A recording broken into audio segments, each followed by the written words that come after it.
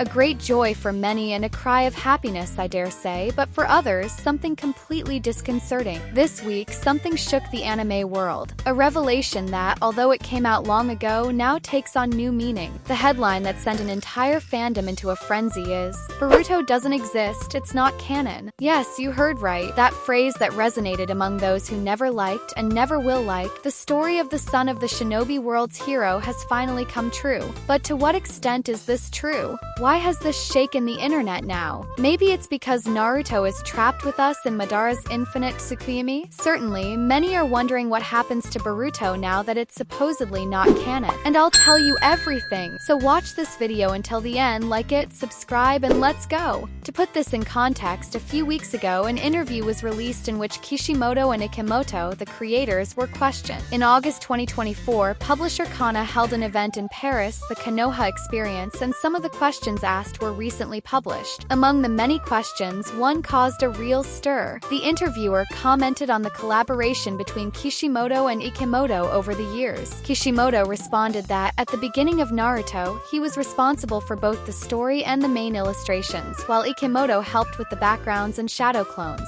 For Boruto, however, Kishimoto is fully responsible for the story and the main illustrations. Kishimoto clearly stated, "It's truly Kishimoto's manga." This statement caused an uproar, as the Naruto creator was, in a way, saying that Boruto's story is not his but Kishimoto's. Those who dislike Boruto may jump for joy, but to what extent should we take Kishimoto's words? Of course, he's the creator, and his word carries weight. However, the situation is more complex than it seems. Kishimoto has always been the main writer of Naruto, while Kishimoto was his assistant. For Boruto, the creative process has changed significantly, and this raises questions about the series' canonicity. Here's the bottom line. Boruto as a character is canon, as he is part of the Naruto and Naruto Shippuden universes. The end of Shippuden, Boruto appears, so yes, he is part of the story. As for the series itself, it should also be considered canon, since Kishimoto, while not writing every episode, continues to play an active role as a supervisor, providing the overall storyline. We can't take Kishimoto's words literally, as he was involved in Boruto for a long time. For example, Kodachi was responsible for the script for the first 51 chapters, while Kishimoto was the illustrator. In November 2020, Kishimoto officially resumed his role as the main story writer, while Kishimoto continued with the illustrations.